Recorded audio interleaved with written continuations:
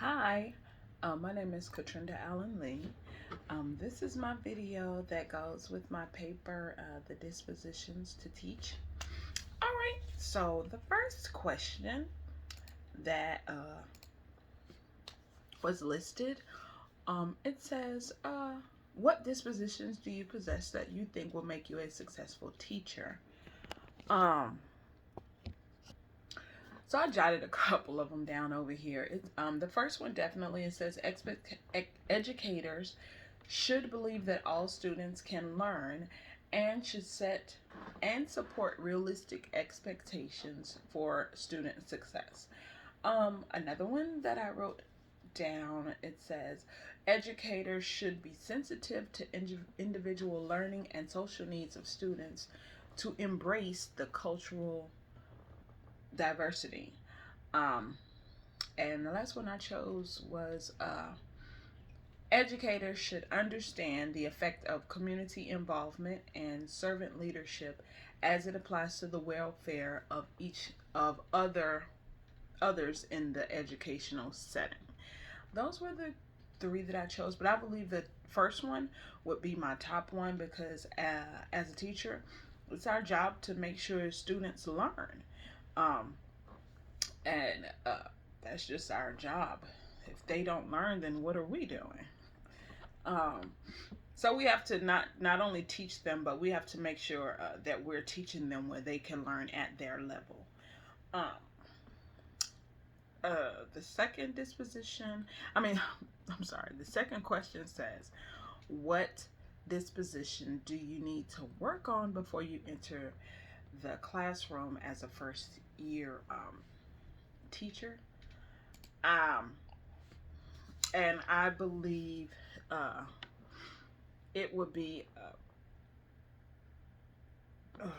educators should um, promote and support curiosity and encourage active inquiry. That would be something that I know I need to work on. Um, I do tell students to learn where they are, and by that I say, I'll give you an example. We are learning in fifth grade math. The children have to learn how to do um, multiplication the old way. You know, basically what how we learned it in school, and they really can't. It's difficult for them because they've had to learn the box method, which is difficult for me because I was like, I don't understand why we have to break do so much work. But that is something that I had to learn as well as what the children had to learn. We both had to find a common ground of learning how to multiply and make it effective for both of us. So I had to show them a way to learn because what they have to go to middle school, they have to know the old school way. So I had to make it fun for them to learn to do it that way, which was difficult for me because to me, of course, it's simple. But for them, it's like, this does not make sense, Miss Lee. This does not make sense. So I have to, of course, make sure that I'm able to promote and support their curiosity because they were definitely like, no, Miss Lee, what's another way to do this? Because they did not want to do it that way. That fifth grade is hilarious to me. The third question says, what qualities should professional educators display? Professional educators, my first quality, I would say, definitely communication skills. Um, you must possess strong communication skills. Um, you need to be able to talk to people and to also listen effectively because there are so many people that you have to come in contact with. Being an educator, you have to come in contact definitely with parents. You have to talk to your coworkers, your team members. You have to talk to principals, deans, children. So we have to be, definitely have to talk and communicate and also listen. We have to be great listeners because if you're not a great listener, um, you can spew out a lot, but if you're not willing to listen to what they have to say also, it's not going to be very effective on either side.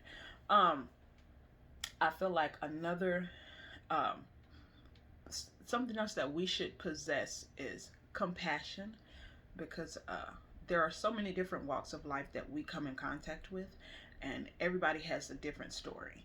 Um, so you have to learn how to spread that love, be loving, be caring, no matter where they are, whatever situation they're in. Miss Lee is always listening. That's what I tell them.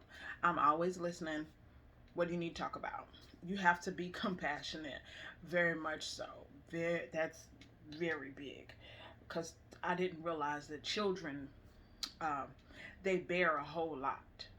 Um, and I don't know if I don't feel like I did this, but again, every child is not like me. Not every child has had a two-parent home. Not every child, that's not common nowadays. It's not common for a child to come from a loving home. They deal with so much. Oh, so much. So we have to have that empathy and have that compassion when you're a teacher. And I'll close that. I'll let that be my close out. Making sure we have strong communication and we listen and we hear and listen, and we're able to speak with other people, and we show patience, also patience. Ooh, patience. And we have to make sure we have compassion for our students and their families. All right. Thank you.